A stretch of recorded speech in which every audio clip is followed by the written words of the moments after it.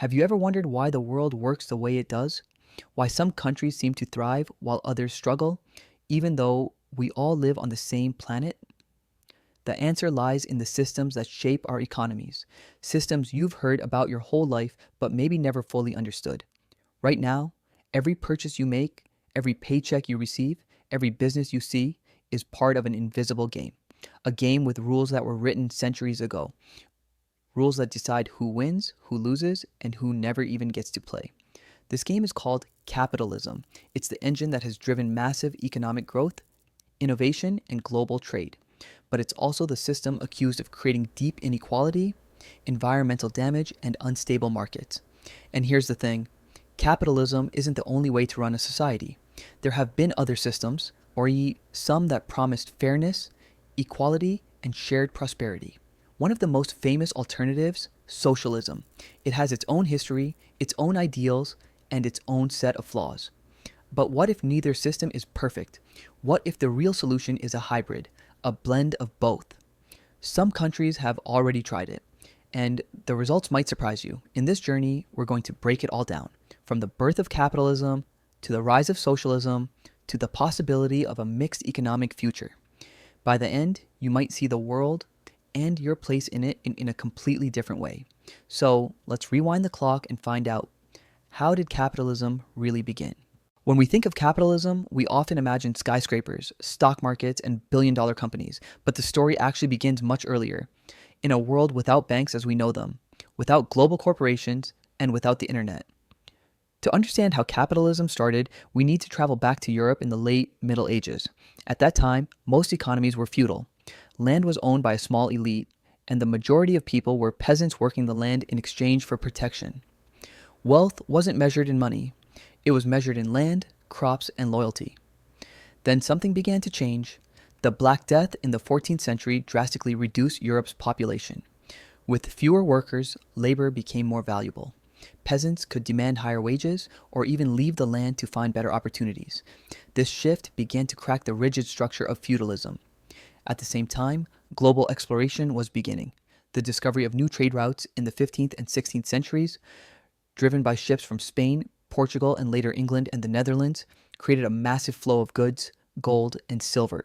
Suddenly, wealth could be created through commerce. Not just by owning land, merchants became the new economic powerhouses.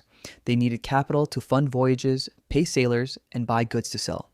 This demand for investment gave rise to early banks and joint stock companies, institutions where multiple investors could pool money, share risks, and split the profits. The Dutch East India Company, founded in 1602, is often called the world's first multinational corporation. But capitalism wasn't just about business. It was about a new way of thinking. Economists like Adam Smith in the 18th century began to argue that markets worked best when left largely free from government interference, the famous invisible hand guiding supply and demand. This philosophy promised that if everyone pursued their own self-interest, society as a whole would prosper. However, even in its early days, capitalism had a darker side. Colonial empires exploited labor and resources from across the globe.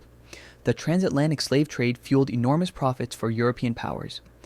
Inequality between merchants and workers grew rapidly.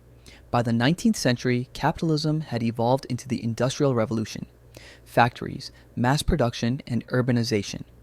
This brought unprecedented wealth, but also long working hours, child labor, and unsafe conditions.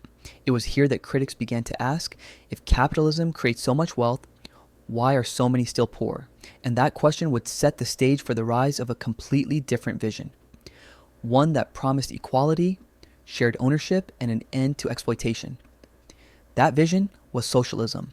So next, we'll step into the world of revolutionaries, philosophers, and political movements to see how socialism emerged as both a challenge and an alternative to capitalism.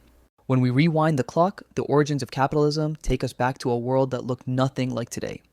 Picture medieval Europe, small villages, local markets, and a world where wealth wasn't measured in money, but in land, crops, and loyalty. Back then, the dominant system was feudalism. Lords owned the land, peasants worked it, and your place in society was almost impossible to change. You were born into your role, and you stayed there. But then, the world started to shift. Trade routes expanded. Merchant ships began to sail between continents. Spices, silk, and precious metals flowed into Europe. And with this wave of commerce came a new kind of power. Money. Merchants and traders, people who didn't come from noble families, began to grow wealthy. Wealth meant influence. Influence meant change. By the 16th and 17th centuries, countries like England and the Netherlands were pioneering a new way of organizing the economy: private ownership, competition, and profit. This was the birth of capitalism. The idea was simple: individuals could own businesses, keep their profits, and reinvest to grow even bigger. Competition would push innovation, markets would decide prices. On paper, it was freedom. In practice, it was also a race. Factories emerged during the Industrial Revolution, churning out goods faster and cheaper than ever before. Cities swelled as workers left rural areas in search of wages. The world was producing more than at any point in history, but it came at a cost. Harsh working conditions, child labor, and massive inequality were baked into the system from day one. These inequalities didn't go unnoticed. By the 19th century, thinkers like Karl Marx and Friedrich Engels were asking a radical question: what if the wealth of a nation belonged to everyone, not just the business owners? Their answer was socialism, a vision of collective ownership, where resources are shared and no one is left behind. It promised to solve the cruelty of unchecked capitalism, but in reality, it faced its own challenges: bureaucracy, inefficiency, and in some cases, the loss of personal freedoms. So here we are, two systems born from two very different ideals. One prizes individual ambition, the other collective welfare. And yet many modern nations have realized maybe the best path forward isn't to choose one over the other. In the next part, we'll explore mixed economies, systems that try to blend the innovation of capitalism with the safety net of socialism. And we'll ask the big question: can we really have the best of both worlds, or is that just a dream? But here's where things get interesting. When pure capitalism led to massive inequality, and pure socialism often struggled with inefficiency, some nations began to ask, why not take the best parts of both? This is the idea behind a mixed economy, a system where the free market drives innovation and competition, but the government steps in to provide safety nets, regulate abuses, and ensure basic needs are met. In countries like Sweden, Canada, and even parts of Western Europe, this balance has created high living standards, strong social programs, and thriving businesses.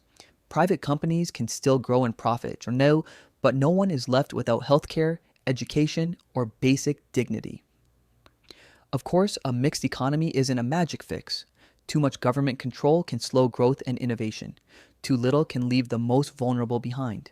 The challenge is finding the right balance and maintaining it over time. And here's the truth: no system works in isolation anymore. In a globalized world, capitalism, socialism, and hybrid models all interact. A decision made in one country can ripple across oceans and affect millions elsewhere. So the question isn't just which system is best, it's how can we adapt our systems to the realities of the 21st century? Because in the end, these economic models aren't just theories in a textbook. They're the invisible frameworks that shape the jobs we have, the prices we pay, the opportunities we're given, and even the dreams we dare to chase. And maybe, just maybe, understanding them is the first step to changing the game. So, whether you believe in the power of markets, the promise of social safety nets, or a balance somewhere in between, one thing is certain: the economy isn't just something out there. It's a story we're all living in. And if you've stayed with me until now, maybe you're the kind of person who likes looking deeper into the systems that shape our lives. That's exactly what we explore here, every week, with stories just like this one. So, if you want to keep uncovering the hidden patterns behind the world's biggest forces, stick around. You know where to find me.